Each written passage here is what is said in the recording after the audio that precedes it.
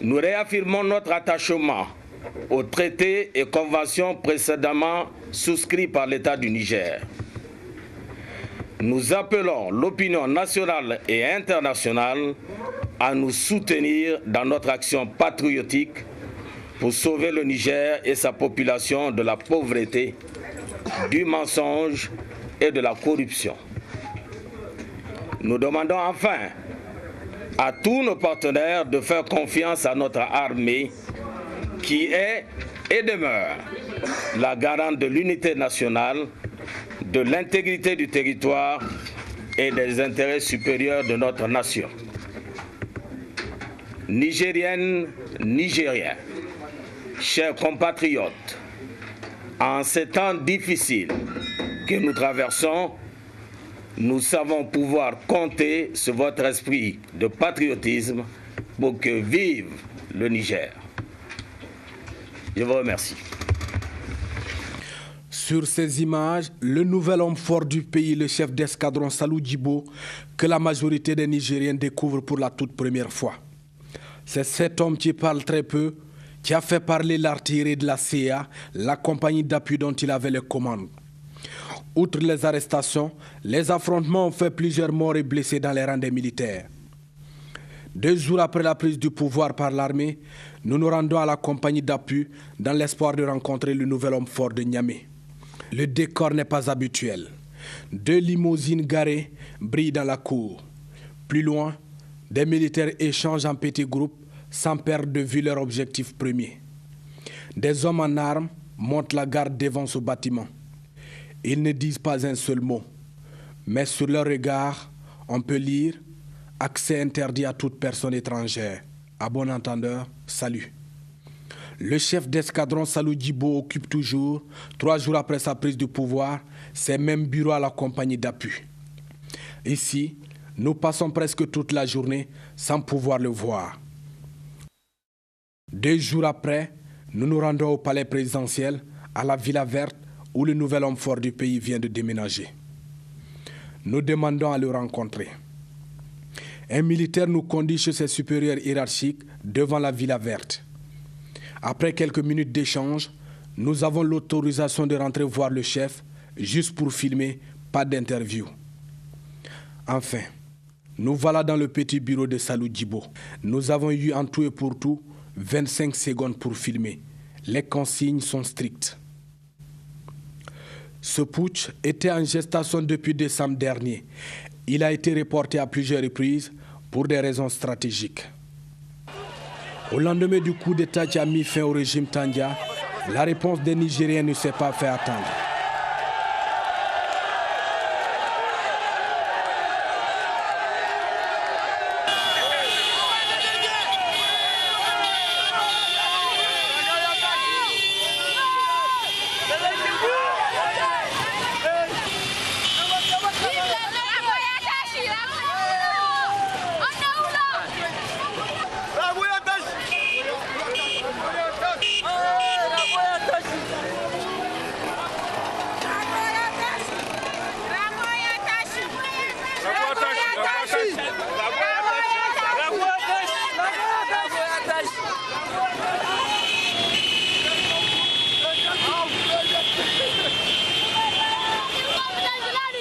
Ils sont plusieurs milliers à battre le pavé le samedi 20 février pour se rendre au rond-point de l'armée.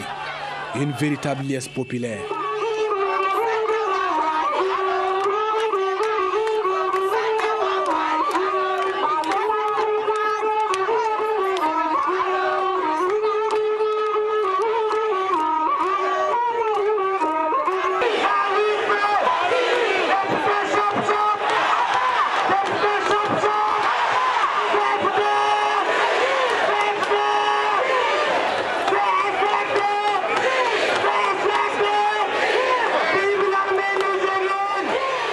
À l'appel de la CFDR, la coordination des forces de défense de la démocratie et la République, regroupant des partis d'opposition et organisations de la société civile, ces manifestants sont venus apporter leur soutien à la junte qui vient de prendre le pouvoir. Ils ont dû braver un soleil de plomb pendant de longues heures pour manifester leur joie dans une ambiance électrique. La 6e République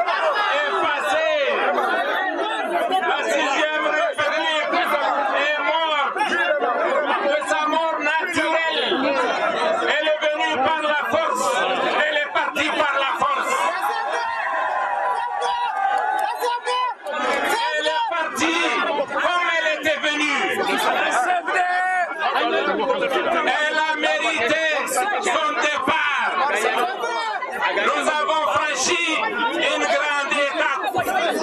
Nous sommes venus dire au Conseil suprême que nous le remercions.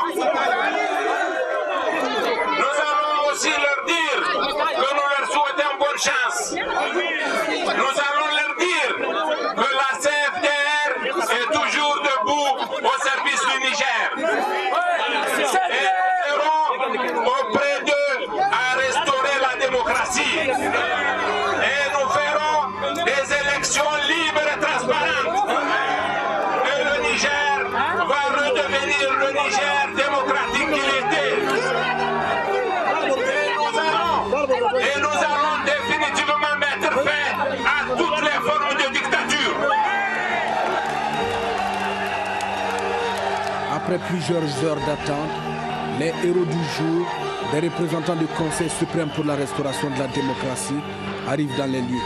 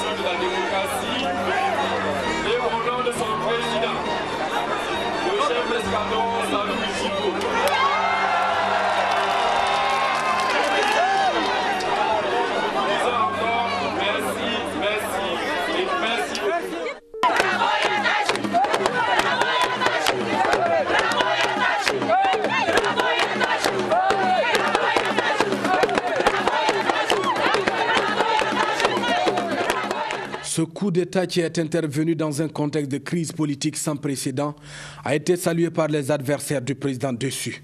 Opposition et organisation de défense de la démocratie avaient le même leitmotiv. Nous l'avons accueilli avec soulagement. Nous avons eu à le dire le lendemain déjà dans une déclaration que nous avons faite dans le cadre de notre coalition des partis et mouvements associatifs qui luttaient contre le régime de M. Tanja. C'est pour nous, on a accueilli ce coup d'État avec soulagement, puisque le régime de Tanja était devenu un régime autoritaire. Les Nigériens étaient privés de tous leurs droits, de leur liberté, mais on a toujours préféré garder espoir, parce que nous savions que ça ne pouvait pas durer. En mettant fin au régime illégal et illégitime de la 6e République et en promettant de travailler d'urgence au retour à un ordre constitutionnel et démocratique, tout ceci a suscité un immense soulagement pour nous démocrates de ce pays qui n'étions pas d'accord qu'on puisse nous dire que le Niger avait un autre choix que d'être démocratique. Soulagement certes, mais inquiétude aussi.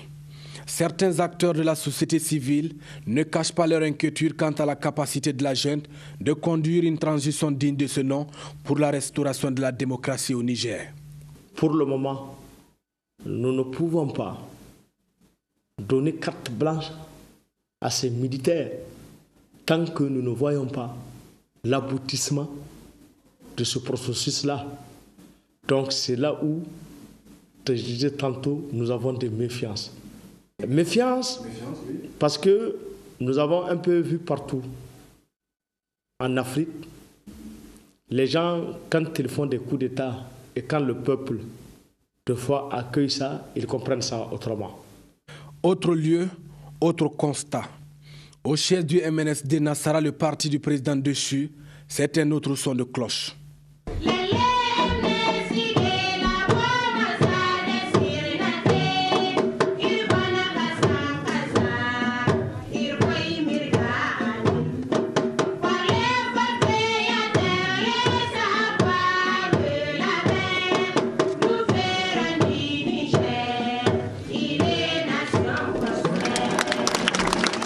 Le dimanche 21 février, soit 3 jours après le coup d'État, plusieurs centaines de partisans du président Dessus se sont retrouvés au chef de l'ancien parti au pouvoir pour donner leur lecture de la nouvelle situation politique dans le pays. Ce coup d'État, qui a occasionné des pertes en vies humaines, de nombreux blessés et de dégâts matériels importants, a été perpétré contre le régime en place, sous le prétexte d'une situation politique tendue, sachant que des efforts conjugués sont déployés en vue d'un aboutissement rapide et heureux du dialogue politique internigérien sous l'égide de la CEDEAO. Les auteurs du coup d'État ont abusivement utilisé les termes de mensonge, de corruption et de pauvreté, injustement attribués au régime pour justifier leur forfait. Comment alors ne pas s'offusquer de telles allégations à l'allure de procès d'intention? Condamnation ferme du coup d'État, fidélité à Mamadou Tandja en tout lieu et en tout temps, ont clamé les partisans de l'ex-président. Monsieur le Président Mamadou Tandja, le MNSD Nassara vous remercie et vous félicite.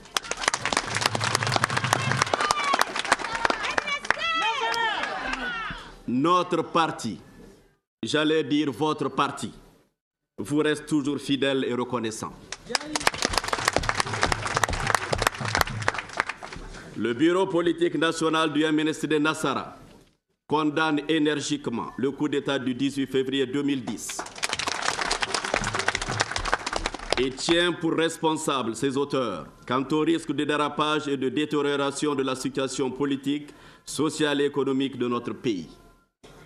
Aussi, le bureau politique national du MNSD Nassara prend-il acte de la déclaration de la junte de restaurer la démocratie à travers une énième transition dont les contours ne sont pas encore clarifiés. Les militants du MNSD Nassara n'ont pas manqué d'accuser l'opposition de vouloir récupérer le coup d'État tout en appelant la junte à observer une neutralité dans la conduite de la transition.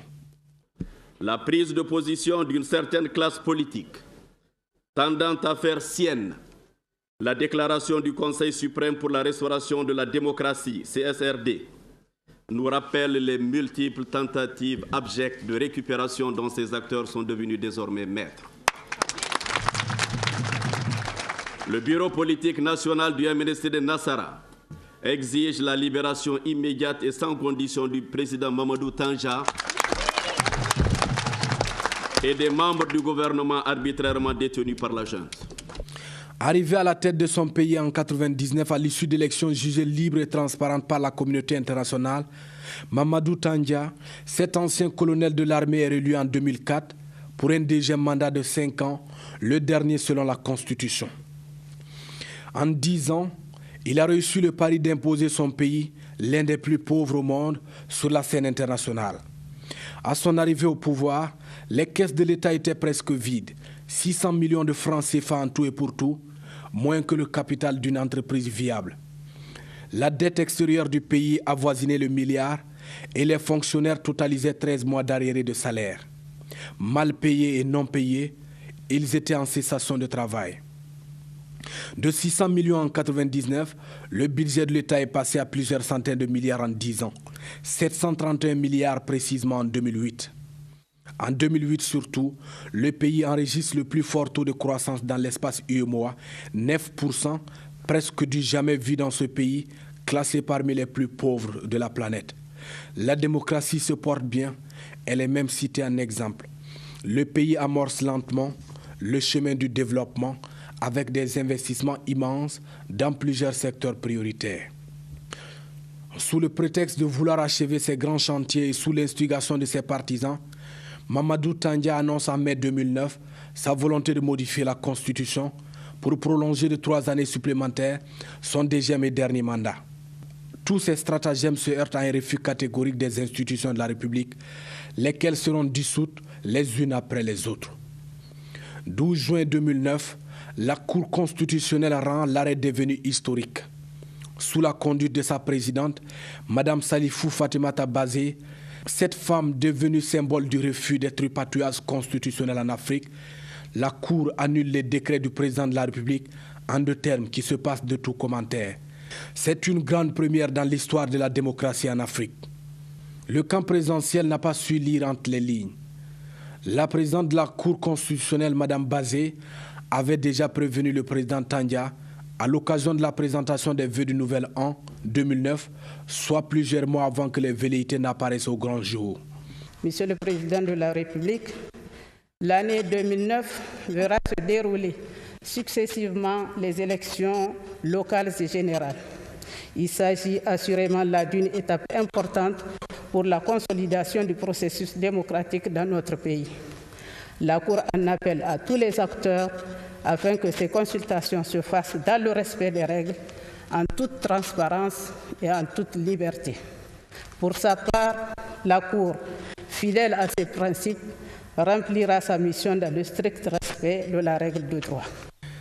Après avoir dissous toutes les institutions, le président Tandja gouverne le pays par ordonnance jusqu'à l'adoption par référendum d'une nouvelle constitution, celle de la 6e République le 4 août 2009. Un référendum largement boycotté par l'opposition et plusieurs organisations de la société civile.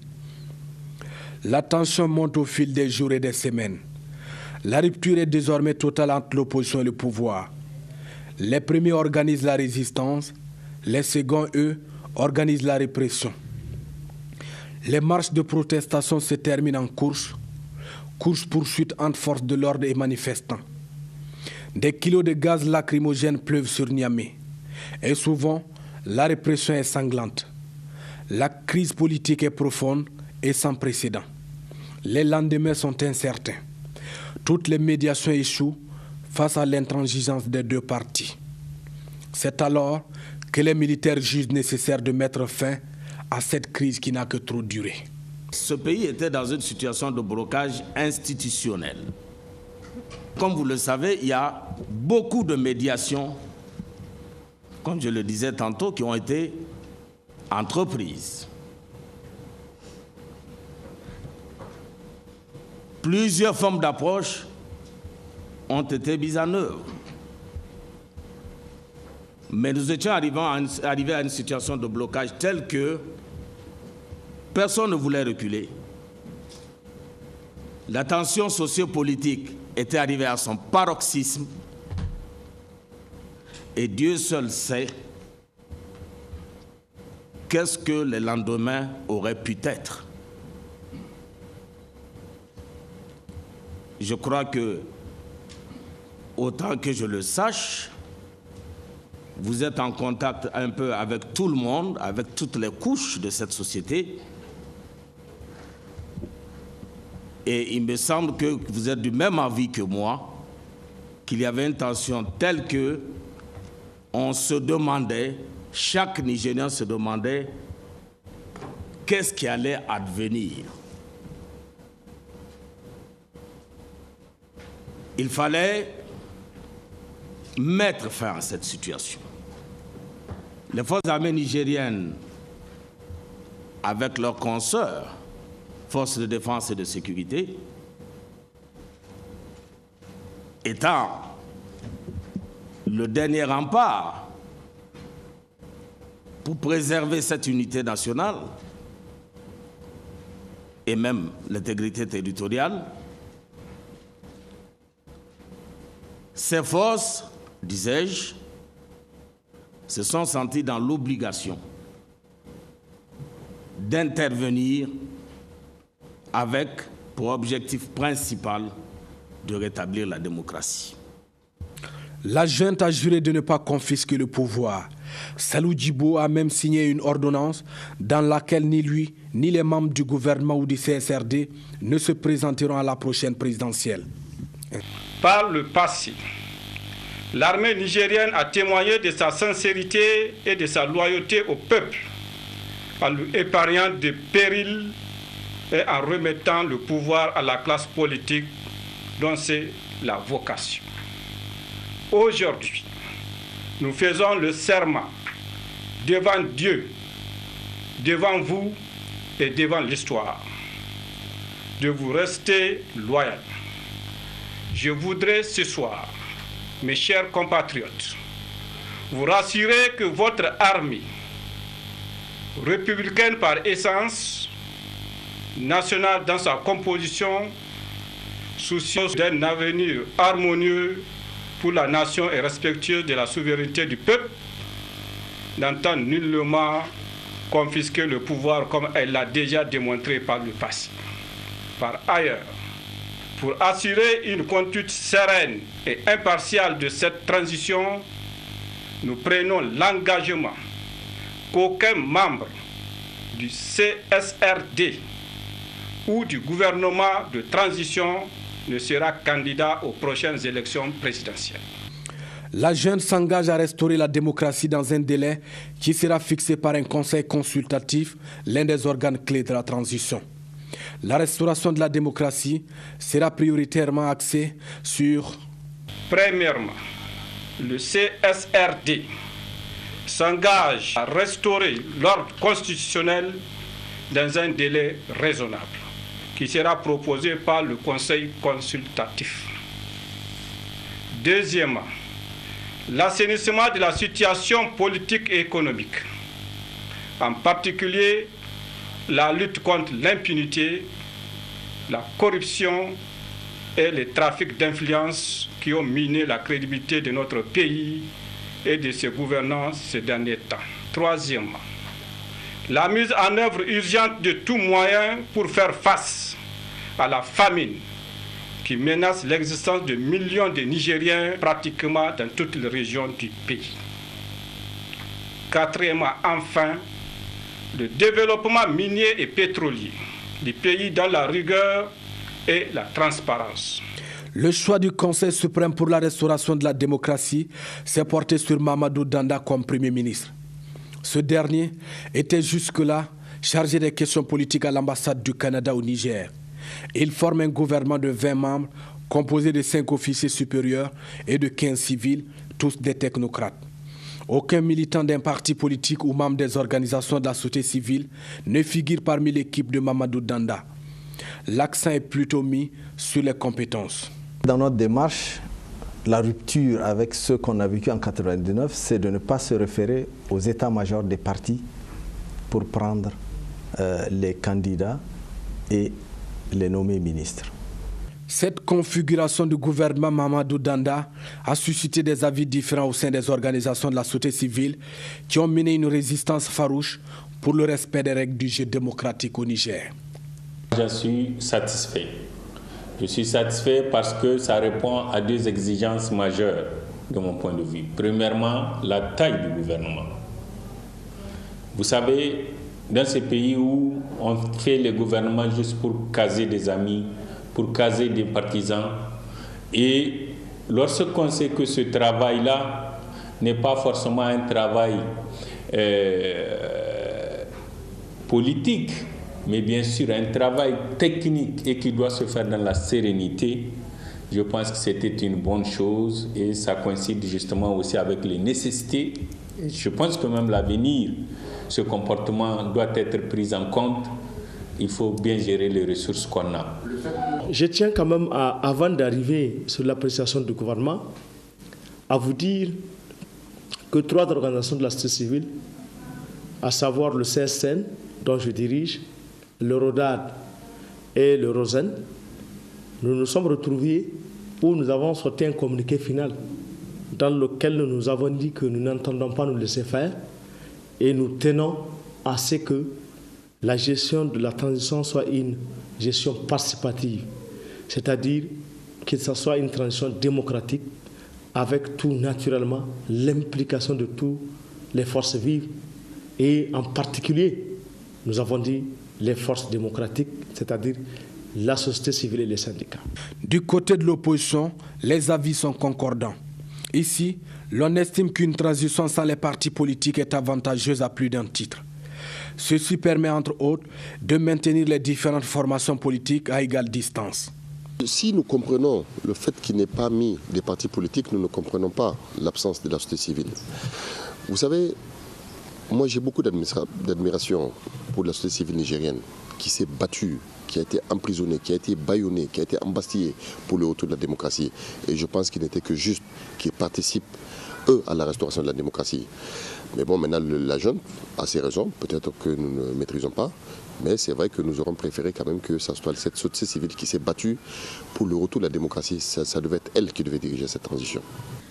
Le fait qu'il n'ait pas mis des représentants des partis politiques est une option qui a beaucoup d'avantages. En tout cas, elle en a beaucoup à nos yeux, à nous, à qui on aurait causé quelques soucis si on devait nous associer à travers des représentants désignés par nos partis ou par notre coalition de la CFDR. Nous avons constaté en effet qu'ils ont tenu le pari de ne mettre comme ministres que des hommes et des femmes auxquels on ne connaît pas d'appartenance politique. Ça veut dire que tous les partis sont tenus à égale distance par les autorités de la transition. Maintenir les partis politiques à égale distance, c'est ce que compte faire justement le président du Conseil suprême pour la restauration de la démocratie. Un mois après sa prise du pouvoir, le chef d'escadron Salou Djibo a rencontré les forces vives de la nation. Partis politiques, sociétés civiles, syndicats, autorités coutumières et religieuses, ils étaient tous là, au grand complet, pour cette première rencontre avec le nouvel homme fort du pays. En prenant la parole devant ce parterre de personnes, l'homme a surpris à plus d'un titre. Salou Djibo a mis l'ensemble de la classe politique dans un même moule. La classe politique nigérienne dans son ensemble est comptable devant l'histoire des raisons qui ont motivé l'intervention des forces de défense et de sécurité le 18 février 2010. Quid du sort du président dessus? Il est toujours détenu dans une des villas du palais présidentiel. Ces derniers jours, plusieurs fidèles de l'ex-président ont été arrêtés à Niamey. Est-ce le début de la chasse aux sorcières? La junte leur reproche de mener des activités subversives et de vouloir saboter le processus de transition en cours. Mamadou Tania sera-t-il traduit devant la justice? La question est sensible, très sensible. Pour les uns, il faut étudier le dossier avant de savoir le sort à lui réservé. D'autres, par contre, estiment qu'il ne revient pas au Conseil suprême pour la restauration de la démocratie de se prononcer sur la question, mais plutôt aux nouvelles autorités qui seront élues à l'issue de la transition. Nous toucherons nécessairement à certains dossiers. La personne du président de la République n'est pas particulièrement visée. Il y a bien d'autres gens qui ont eu à poser des actes, qui ont eu à faire des choses qu'il nous faut regarder de près. Et nous traitons ce problème dans sa globalité. Nous ne faisons pas de chasse à la sorcière contre telle justement ou telle sorcière. Mais nous gardons la tête froide. Nous essayons de rester justes, équitables, et nous allons porter une attention particulière aux dossiers qui étaient des dossiers brûlants à l'époque. Nous allons aller chercher pour voir comment ça a été géré. Et à partir de là, nous allons suivre les procédures normales de manière à demander des comptes. Ce n'est pas notre rôle, mais la mission centrale ici, comme on dit, il faut quand même jeter les bases d'un assainissement. L'assainissement ne veut pas dire chasse aux sorcières. Ici, nous voulons inscrire tous les actes dans un cadre de la légalité. Il y a des situations à examiner, quitte à ce qu'après, les choses s'inscrivent dans la logique de l'instruction judiciaire ou alors dans la logique d'une action qui permet d'exposer à l'opinion nationale quelle a été la gestion de ceux qui nous ont précédés et de trouver le compromis que les Nigériens voudraient bien faire. Le Conseil suprême pour la restauration de la démocratie a évité de se prononcer sur la durée de la transition. Il a préféré laisser le soin au Conseil consultatif d'étudier la question pour proposer un chronogramme de tenue des différentes échéances électorales qui marqueront le retour du pays à un ordre constitutionnel. Mais du côté de l'opposition, l'on estime que la transition ne doit pas dépasser une année. Lorsque nous discutions avec Tanja, dans le cadre de la médiation de la CEDEAO, nous avions préconisé avec le médiateur, au demeurant, le principe d'une période de transition et nous en avons fixé la durée à 9 mois. Aujourd'hui encore, c'est la même proposition que nous faisons aux militaires et nous pensons que c'est un ordre de grandeur de ce genre-là qui serait le délai raisonnable sur lequel nous serions les uns et les autres à mesure de nous entendre. Nous pensons raisonnablement que 9 mois est un délai raisonnable pour faire une transition, puisqu'il y a déjà un précédent. En 1999, nous avons fait une transition militaire qui a duré 9 mois et qui a permis l'organisation d'élections libres et transparentes, à l'issue desquelles M. Tanja a gouverné le Niger pendant 10 ans. Quelques jours seulement après le coup d'État du 18 février, la communauté internationale a dépêché à Niamey des émissaires pour s'enquérir de la nouvelle donne politique. C'est ainsi que des délégations de l'Union africaine, des Nations unies, de la CEDEAO, de l'Union européenne et de l'UEMOA ont rencontré la classe politique nigérienne et le président du Conseil suprême pour la restauration de la démocratie. Nous avons très ouvertement, très sincèrement transmis les préoccupations, mais aussi les attentes de la communauté internationale. Et nous avons indiqué ce qui est la symbolique de cette délégation composée de 3 organisations, de 3 familles auxquelles le Niger appartient et des familles qui, dans cette conjoncture particulière, veulent faire preuve à la fois de vigilance et de sollicitude. Et donc nous sommes vigilants en ce qui concerne les principes qui s'imposent à tous pour le retour à l'ordre constitutionnel, pour la préservation de la vie et de la dignité des personnes, y compris des anciens dirigeants. La communauté internationale a également témoigné à la junte sa volonté d'accompagner le pays dans la dynamique de restauration de la démocratie. Nous avons marqué notre disponibilité. Il appartient aux autorités du Niger de savoir si nous sommes utiles ou pas. Nous avons marqué notre disponibilité, nous sommes prêts sur le plan diplomatique, sur le plan des convictions que nous pouvons apporter, des témoignages que nous pouvons apporter, à faire, comme j'ai dit, notre part du travail. Offensive diplomatique de charme. Des émissaires du Conseil suprême pour la restauration de la démocratie ont sillonné plusieurs capitales africaines et Paris pour expliquer les raisons qui ont motivé le coup d'État et leurs priorités dans le cadre de la transition.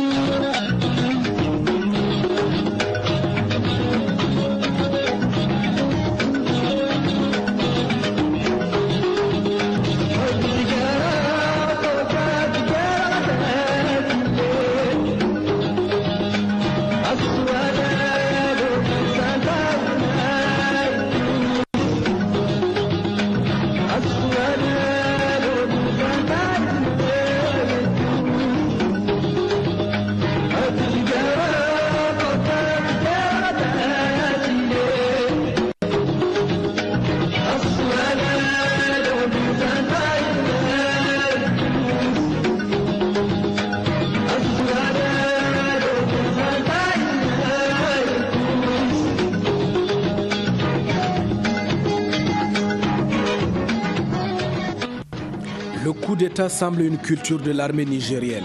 Celui du 18 février dernier est le 4e depuis l'accession du pays à l'indépendance. En 1974, le général Séni Kounché inaugure le bal en renversant le père de l'indépendance, Diori Amani. Le vent de la démocratie souffle au début des années 90. Après les conférences nationales, Mahaman Ousmane est élu président en 1993. 3 années plus tard, en 1996, il est renversé par son chef d'état-major, le général Ibrahim Baré Maïna Sara. Le bail de ce dernier ne dure pas plus de 3 ans. En avril 1999, le général Baré tombe sous les balles assassines de Daouda Malamouanké. Depuis l'avènement de la démocratie, Mamadou Tandja est le seul chef d'État à avoir passé plus de 3 ans au pouvoir. Mieux, il a fait 10 ans à l'abri des guéguerres politiques dans un pays où la démocratie inspirait fierté. Tous les ingrédients étaient réunis pour qu'il entre dans l'histoire par la grande porte et de la plus belle des manières. L'ancien colonel de l'armée nigérienne aurait pu rester un monument en Afrique. Oui, le président Tandja aurait pu, si et seulement si les vendeurs d'illusions n'avaient pas eu raison de lui, s'ils n'avaient pas réussi à le convaincre qu'il était indispensable. Mais pour autant, faut-il dédouaner Mamadou Tandja? À mon humble avis, non. On reconnaît le bon prince à travers le choix des hommes, lesquels sont à son image et savent ce qu'il aime ou pas. Mais l'histoire n'est pas à refaire. Et on ne l'a fait qu'une seule fois, toute une vie. En tout état de cause, sur le continent noir où le respect des constitutions est la vertu la moins partagée, le coup d'État du 18 février dernier fait jurisprudence. Une jurisprudence qui invite les spécialistes des tripatouillages constitutionnels à plus de prudence. Plus qu'un coup d'État, c'est une leçon à tous les maîtres qui sont passés champions dans l'art de modifier pour rester encore et toujours au pouvoir que l'ère des présidents à vie est bel et bien révolue. Après 50 ans d'indépendance, le continent berceau n'aspire qu'à la démocratie.